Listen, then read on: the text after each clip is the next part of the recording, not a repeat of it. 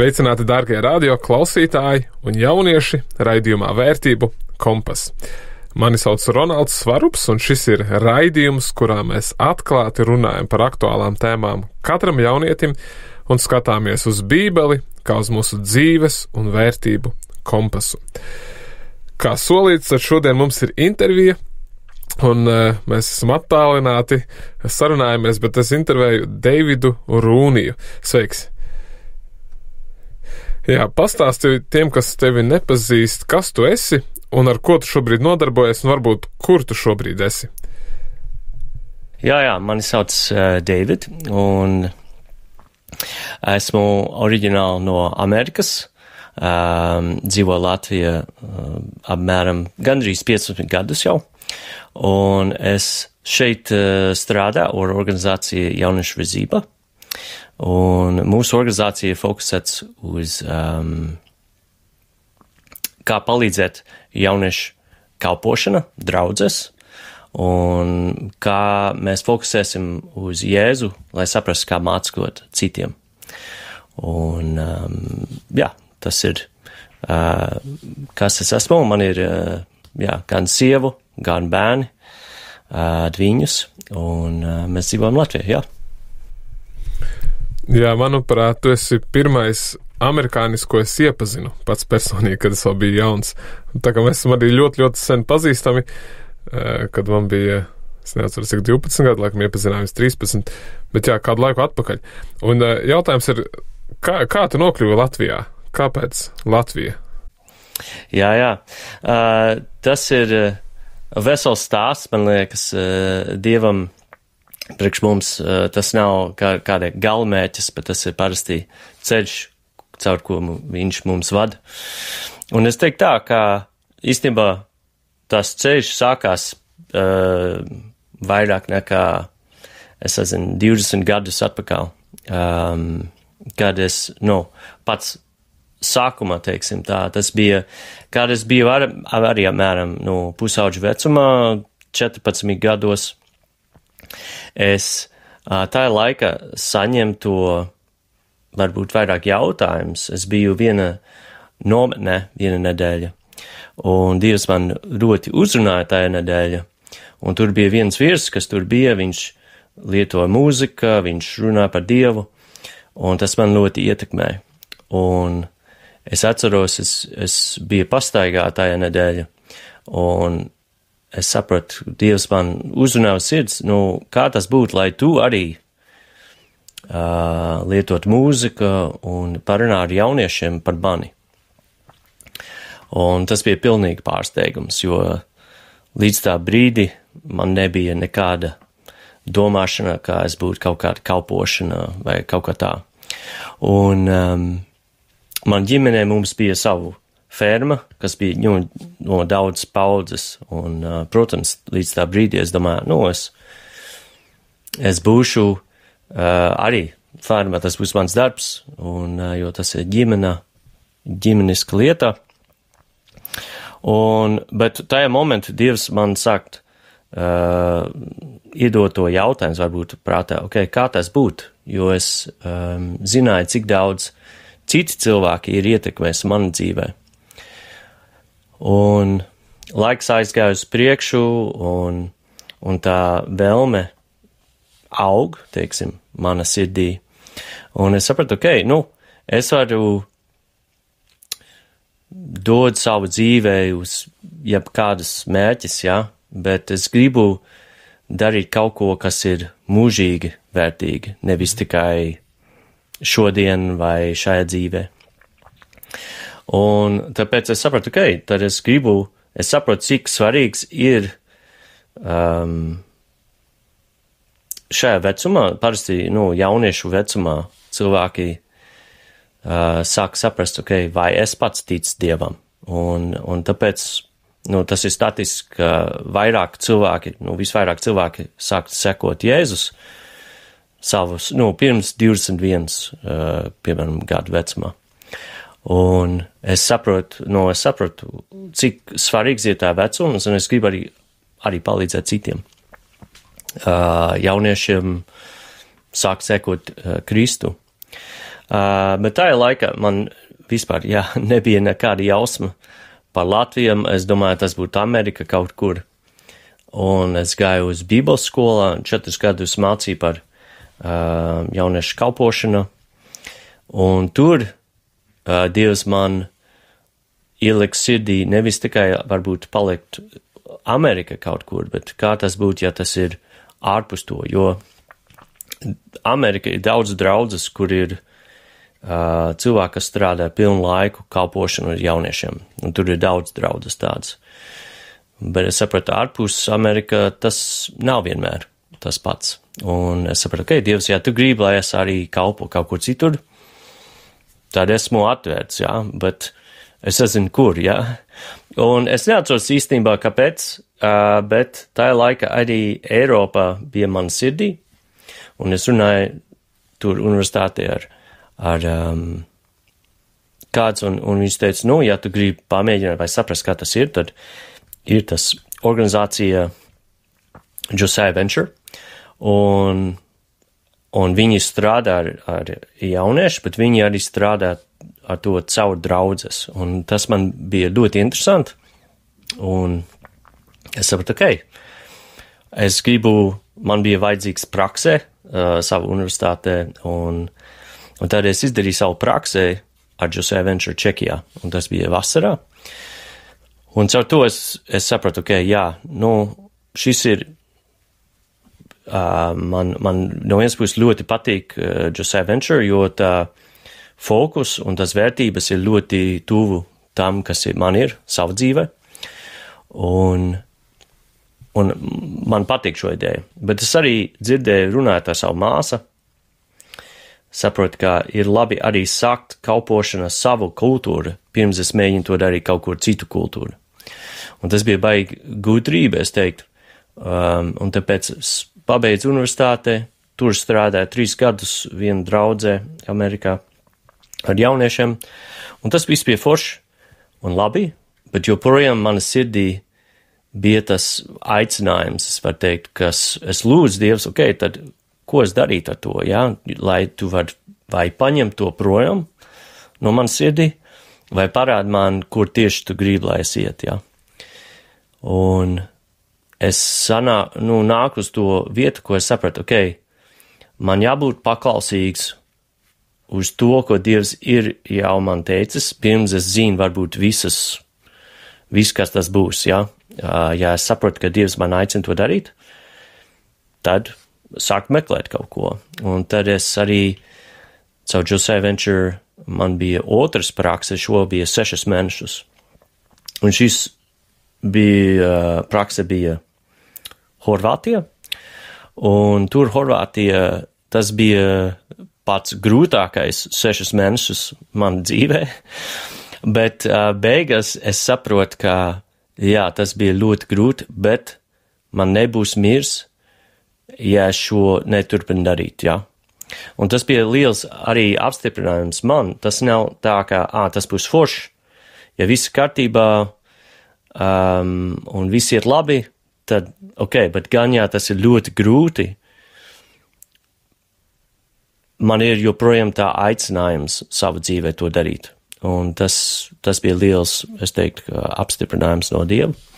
Bet arī caur to es sapratu, ka Horvātija nav tā ilgtermiņa vieta, kur tas varētu būt. Un es runāju ar to organizāciju, un viņi saka, varbūt tu gribi braukt uz Latviju un redzēt, varbūt tur. Es teicu, man nav jausmas, kas ir Latvijā, bet esmu gatavs tur braukt. Un tad tas bija 2010. gads, un es biju šeit viena nometnē, un caur to nometnē es saprotu, šī ir tā vieta. Man ļoti, teiksim, sakrīt to kultūra, man ļoti patīk latviešu kultūra, un man liekas, viss tas ceļš, kas bija 7 gadus līdz tam brīdim, Dievs man parādīja, ko es meklēju, teiksim, un tur bija komanda šeit, un bija laba opcija, un es teicu, un tad viena gada pēc tam, 11. gads, es pārcēlu uz Latviju uz pilnu laiku, un esmu dzīvojis šeit, jā, kopš tā laika. So, jā. Jā, un citi latvieši arī var doties uz citām valstīm? Ja kādi klausās, viņi gribētu arī uz Horvātiju vai citur? Jā. Mums Latvijā mums ir arī tā praksa, kas notiek vasarās, bet arī ārpus to ir 16 valstis. Mēs kalpojam kā lielāka organizācija, 16 valstis, un gandrīz visi no tiem ir tā arī tās vasara prakse, un tas ir fokusēts palīdzēt ar nometnēm, kā vai tas ir caur mūzika, sportus, dažādas veidus, kā palīdzēt aizsniegt jauniešu. Un tāpēc, jā, tas ir opcija. Our Josiah Venture ir dažas internships, jā, vai prakses, jā. Un ko tu tieši darīji? Tu biji Čehijā un Horvātijā, bet tu galvenokārt ar mūziku darbojies vai kaut ko citu vēl darīji?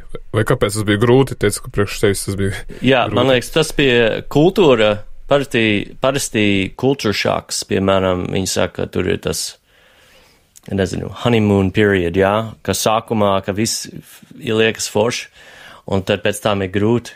Man tas bija 2 stundas, parasti tas ir kāds 2 nedēļas, jā. Un tas man parādīja, tas bija viss kaut kādas iemeslu dēļ, bet tur, jā, es kalpoju ar, mums bija angļu valodas nometnes, kuras palīdzēja. Protams, es palīdzēju arī ar mūziku. Un arī, mēģināju, fokusēt uz vienu draudzi, kā mācot arī puišus tur. Caur mūziku, caur sports. Jā. Bet tad jauniešiem ir iespējams arī doties praksē citur, vai tu to ieteiktu darīt? Aizbraukt uz ārzemēm uz praksi? Jā, man liekas, tas nav priekš visiem, bet ja tu jūti, ka Dievs tev aicina, kalpot, es teiktu, ka tā īstermiņa, tas dažus mēnešus ir forši iespējami to darīt kaut kur citur. Es teiktu, ka arī kā to, ko es ieteicu iepriekš, man liekas, ja tu jau kalpo kaut kāda veida savu kultūru, tas ir vienmēr tās pirmais solis, bet ja tu to dari un tu gribi kaut kas lielāks vai kaut kas cits, man liekas, tas ir labs ieteikums. Bet es teiktu, ja tu vēl nekalpo tādā veidā vai kaut kāda veida šeit tur, kur tu dzīvo, tas vienmēr būtu tas pirmais solis.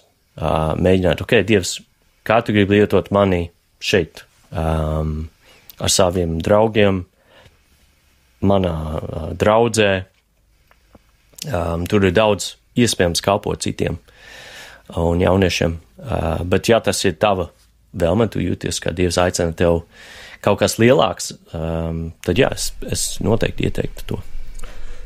Labi, un kā ir ar ģimeni? Jo tu jau atbrauc viens pats, vai ne, uz Latviju un sāk kalpot, bet tu esi tagad precējies un tev ir bērni.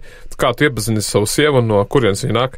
Jā, mana sieva ir no Čehijas, tāpēc mēs esam internacionāla ģimene, ļoti neparasts, teiksim, un mēs īstenībā iepazīstam vienam otru, kad man bija prakse Horvātijā, es palīdzēju ar vienu nometnē Romānijā, un viņa tur bija arī tajā vasarā, un caur to mēs iepazīstam vienam otru. Tas bija, 15 gadus atpakaļ. Un mēs kļuvām draugi caur to, bet tas tur, mēs satiekam vienu otru mūsu lielāka konferences, teiksim, kā organizācija 1-2 reizes gadā. Bet tas bija viss. Un tad nesaistībā ar mani, viņa arī bija savu brauciens uz Latviju, un jūt, ka Dievs aicina viņa pārcelt uz Latviju. Un tad viņa brauc, uz Latviju, tas bija 10 gadus atpakaļ, Un mēs sākam strādāt vairāk kopā, un caur to mēs iepazinam vienam otru labāk un labāk, un tas, ved līdz tam, kad mēs precējāmies 8 gadus atpakaļ. Un tad, mums ir 2 bērni, dviņus, kas tūlīt būs 5 gadu vec, un, Timotejs un Hanna, un, ir forši dzīvot šeit kopā, un man arī ir forši, ka Katka arī, mana sieva, viņa arī saņem savu aicinājumu, nevis saistībā ar mani, bet mēs jau abi bijām tā kalpošanā kopā un sapratam, tad arī.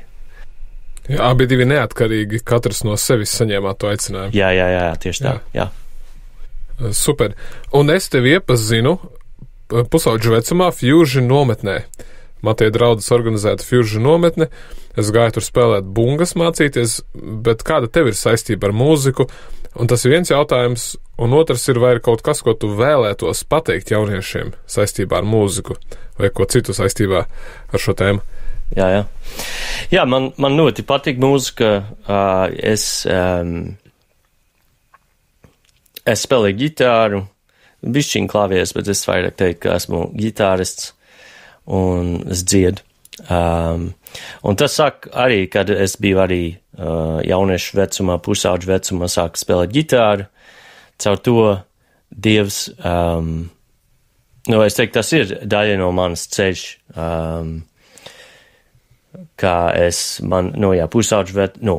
jauniešu vecumā man bija sava grupa, kopā ar draugi no baznīcas, mēs spēlējam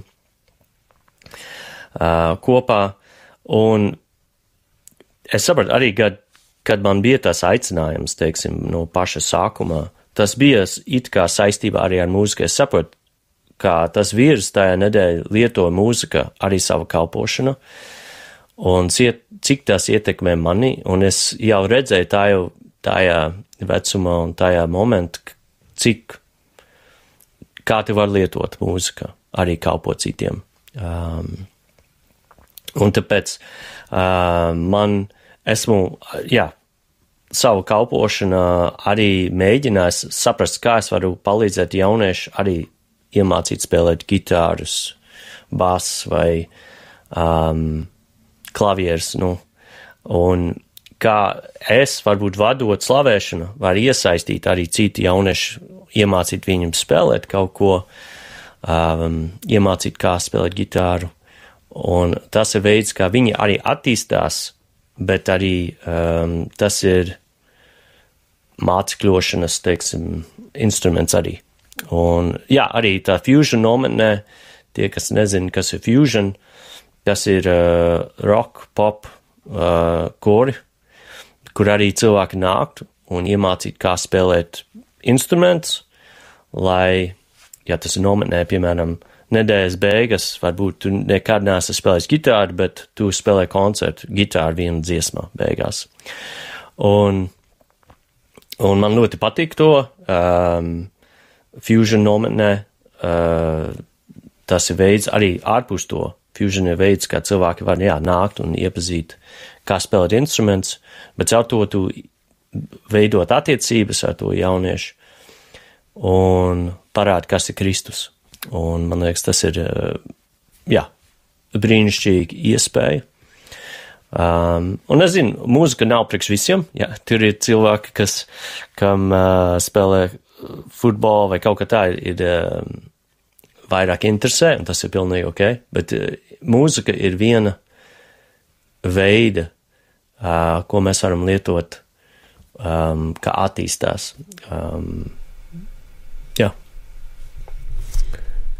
Jā, es arī atceros to, un tāda īpatnēja sajūta, pēc tam spēlēt koncertu, atbrauc vecāki, un visi skatās, un es toreiz 2 dziesmas, laikam, spēlēju, bet kad jāiemācās, un tas nebija tikai mūzika, vai ne, tur bija nekristīgas dziesmas, bet bija arī kristīgas dziesmas, un tad bija arī inputi, jeb šo garīgi, neatceros vārdu, kādas uzrunas garīgas, kuras tad arī ir mērķi, ka tie cilvēki, kas pirmoreiz atnāk, viņi varbūt atnāk instrumenta dēļ, bet beigās ir dzird par Dievu. Un tad arī pēc šīs nometnes esmu pats gājis fusion vakariem, kas bija katru piekdienu, man liekas, arī tādēļ, un tad tas bija tāds mans, labi, ne pats ticības sākums, bet viens solis manā ticībā arī. Bet ir vai kaut kas tāds, ko tu vēlētos pateikt jauniešiem, arī cits vēl ar mūziku, kas mūsdienās tiek atskaņots vai klausīts, vai kāda teica mūzika ietekmē, bet arī mūzika baznīcā, vai ir vēl kaut kas, ko tu gribēji piebilst? Nu jā, man liekas, mūzika ir liela ietekmē. Man pats svarīgāks ir, kā tu teici, tās fusion dziesmas dažreiz bija, ko mēs varam teikt, nekristīga dziesmas. Man liekas, man nav tik svarīgs, vai kas rakstīja to dziesmu. Man pats svarīgāks ir, vai tā dziesma pagodina Dievu kaut kāda veida, vai tas parāda patiesību. Un man liekas, mūzika nāk no cilvēka no savas sirds, un tas connection, starp cilvēkiem ar mūziku var būt diezgan dziļi. Tāpēc tas ir, liels instruments, ko mēs varam lietot.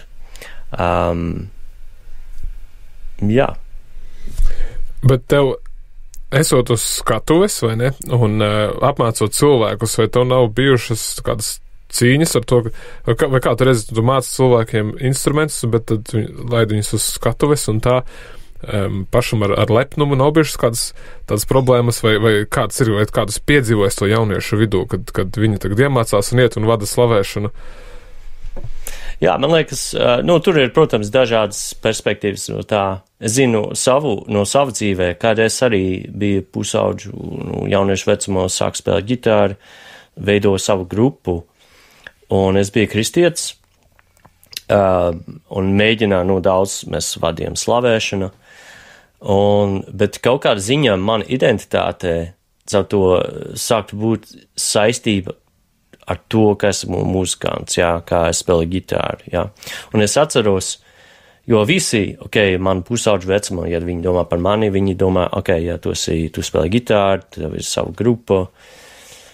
Un tad es biju universitātē, un es atceros, es biju, kopmītnē, un man tas šķiet, ka visi apkārt man spēlē ģitāru, un visi spēlē labāk nekā es, Un tas no vienas puses tas man parādīja momentā, kur ir mana identitāte? Vai mana identitāte ir saistīts, kā es varu spēlēt ģitāru? Vai es varu ierakstīt dziesmas, vai kaut kā tā? Vai tas ir, tāpēc esmu Dieva bērns? Un es savu to momentu saprotu, ja es veidoju savu identitāti ar to, kā es spēlēju mūziku, un tas ir mans primāri, identitāte, tad tas nav tik stabils, jo citi var spēlēt labāk nekā man, citi var spēlēt varbūt sliktāk, bet tas nav kaut kas stabils, vai kaut kas notiek, ka salauzu roku, un es vairs nevaru spēlēt ģitāru, tad kas es būšu? Un es sapratu, mana identitāte vajadzētu būt primāri, kā es spēlēju, kā esmu Dieva bērns, nevis tā, kā esmu muzikants vai kaut kā tā. Tāpēc, man liekas, tas ir, protams, kaut ko, vajadzētu būt uzmanīgi par to, bet es arī zinu, ka mūzika ir man arī palīdzējis kļūt drosmīgāk, no vienas puses. Ja tu man būtu teicis, kad es biju pusauģu vecumā, sākumā, ka man vajadzētu iet priekšā cilvēks un runāt par kaut ko, tad es teiktu, nekāda gadījumā es to nedarīšu, jo man ir pārāk daudz bailes to darīt, bet caur mūziku es iemācīju, ko tas nozīmē stāvēt cilvēku priekšā, ko tas nozīmē dziedāt cilvēku priekšā, un kā būt drošāk. Tā, un tāpēc es teiktu, ka mūzika ir gan palīdzēs man attīstīt dažas lietas, tāpēc man liekas, tas ir pilnīgi, kā tu lieto to savu dzīvē. Bet man liekas, tas ir forši reāli investēt uz kaut ko, savu laiku, savu enerģiju, un caur to tu saprast, ok, es māku darīt kaut ko. Tas ir svarīga daļa no dzīves. Nu jā, tas ir labāk kā spēlēt video spēles tikai, bet ka tur kaut ko ir iemācīties un arī citus iepriecināt. Bet man arī bija cīņa sākumā, kad sāku spēlēt bungas, es gribēju būt arī labs bundzinieks vai labākais. Es nezinu, ne Latvijā, ne pasaulē, gan jau, ka nē, bet būt labs bundzinieks un profesionāls bundzinieks. Un tad pēc laika es arī sapratu, ka Dievs aicināja mani kalpošanā, ka tas vispār nav tas fokus, kad tas kaut kur palika fonā. Es domāju, vairāk kalpošu Dievam, ja vajag, var arī ar mūziku reizēm, bet ka tas nav vispār tas, ko es kādreiz, tas man kļuva par tādu kā vēlmi, elku, un, jo ir labi, ka tu māki, un cilvēki izsaka to, wow, tas bija tik forši, vai ne? Un tas tā jaunībā man bija, bet runājot par to drosmi, es atceros, es bērnībā biju ļoti kautrīgs. Tur varbūt atceries no tās nometnes, es izvēlējos, nezinu kāpēc, bet skaļāko instrumentu kāds ir. Un tad vajadzēja, kad arī trenēties mūzikas skolā, es nogāju 6 gadus mūzikas skolā, tad es atceros, kad es aizgāju sestdienā trenēties bungas, pat es drusku spēlēju, viņi dzirdēja pa visu mūzikas skolu. Bet man teica, vajag droši spēlēt, lai bungas skan. Es domāju, bāc, es pat nevarēju trenēties, man bija bail spēlēt, domājot, ko citi domās par manām kļūdām, kā es nemāku spēlēt. Un tas man pat traucēja vispār spēlēt. Bet jā, tas pašpārliecinātībai ļoti palīdz, tas, ko tur iziet. Un jā, cilvēku priekšā arī muzicēt, ka tev pārvari to satraukumu, to stresu pirms koncertiem, pirms pasākumiem. Tas tā kā, jā, ir vērtīgi, bet tas ir tāds slidens ceļš. Kā visur, ar to ir ļoti jāstāsta, kas tavu identitāti, tāpēc ļoti labi. Un mēs tuvojamies lēnām noslēgumam, bet es gribēju paprasīt tev, tu strādā daudz ar jauniešiem, un kas tavuprāt ir tāda lielākā problēma vai vairākas problēmas, kuras tu redzi, ar kurām saskaras jaunieši? Kas varbūt kaut kas tāds, kā tu vēlas viņus iedrošināt, pamācīt saistībā ar to, ko tu redzi tur, kur tu esi? Jā. Jā, es teiktu tā, kā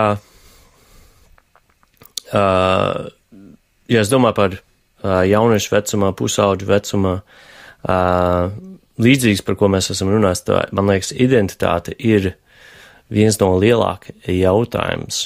Un man liekas, pasaulē vai visapkārt ir daudz lietas vai cilvēks, kas mēģina mums pateikt, šis ir tava identitāte vai šis vajadzētu būt tava identitāte.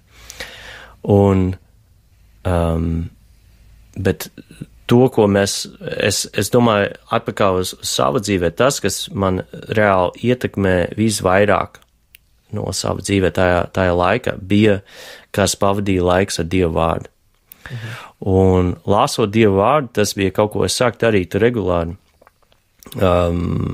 jauniešu vecumos, un es to sāku darīt, protams, tāpēc es dzirdēju, no vecākiem, no arī citiem cilvēkiem, ka man vajadzētu to darīt, sākt to darīt, un es tajā momentā nesaprotu, cik daudz tas sākt ietekmē, kā es redzu lietas, kā es domāju par lietas, un es noteikti teiktu, ka es nebūtu Latvijā, ja es nebūtu tajā vecumā sākt lasīt Bībeli, sākt ļaut Dieva dod man redzējums, ka, šai dzīvē ir nevis tikai tas, kas notiek tagad, bet ir mūžība.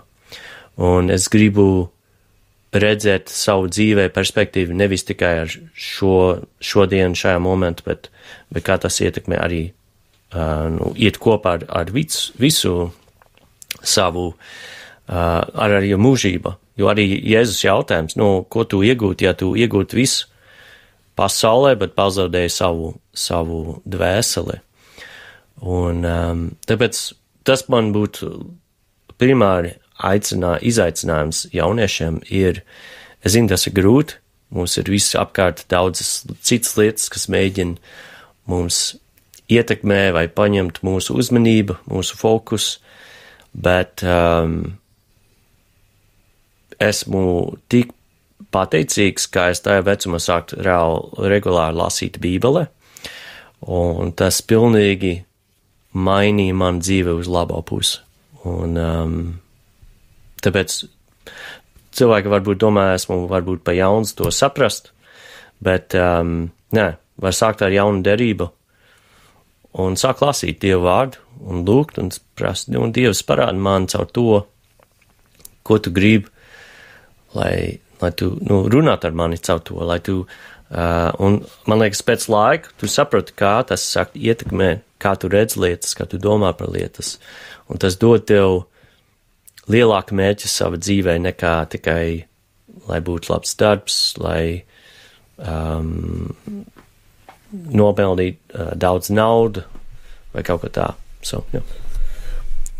Jā, Bībeles lasīšana sakārto visas lietas pareizajā perspektīvā, pareizajiem plauktiņiem saliek, kas ir, un tad tāpēc tas ir labi, es arī sāku salīdzinoši jauns lasīt pēc tam, bet tas arī man palīdzēja ļoti pašpārliecinātībā. Es esmu kaut kāds stāstus arī stāstījis kādreiz, man liekas, bet, jā, tas man bija svarīgi, un jo vairāk tu lasi, jo vairāk saproti, cik viss, tas, kas šeit ir uz zemes, cik viss tas ir īslaicīgs, un Dievs arī uzklausa, viņš darbojas, tāpēc Bībeles lasīšana un lūkšana atrisina lielāko daļu problēmu. Man tā liekas, vai vismaz tev šķiet, ka tā ir problēma, bet beigās tā nav problēma.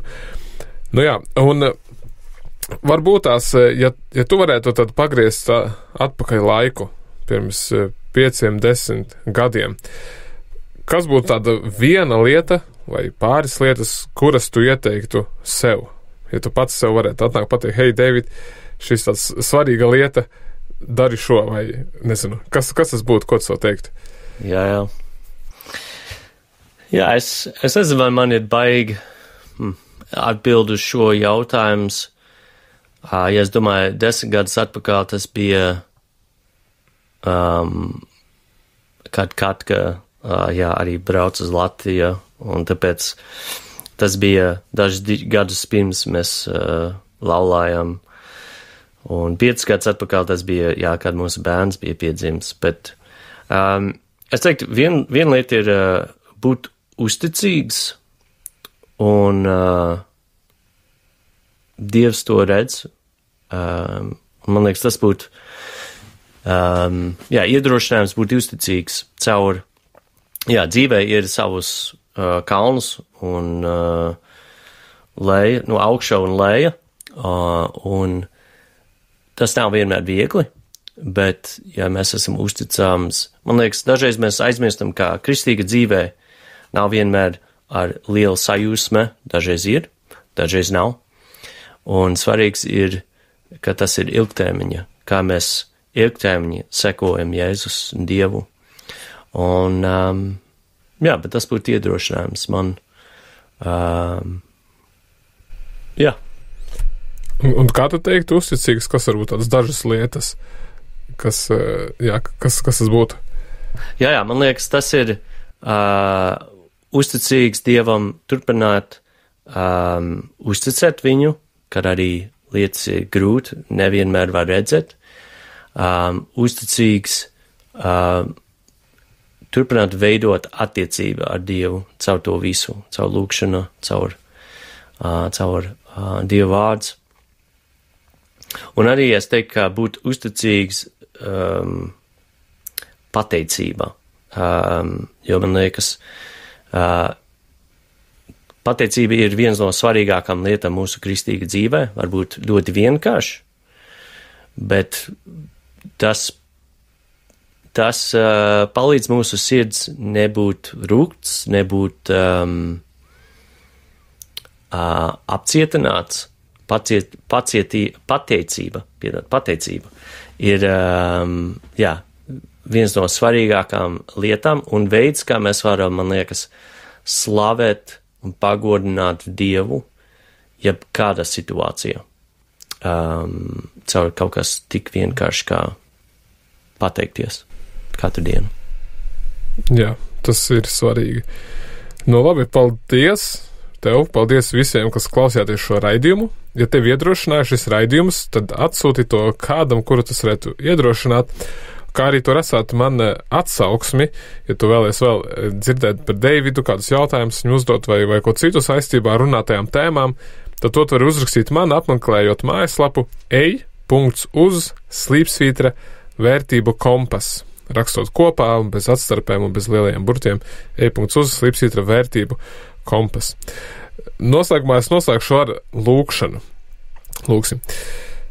Jā, paldies tev, Dievs, par Deividu, par to, ka tu viņu lietoji, kad tu viņu atsūtīji arī uz Latviju, un kad arī viņš bija daļa no manas ticības ceļa, un es lūdzu, lai tu viņu lietotu tālāk, tur, kur viņš ir, gan jauniešiem, gan visiem citiem cilvēkiem.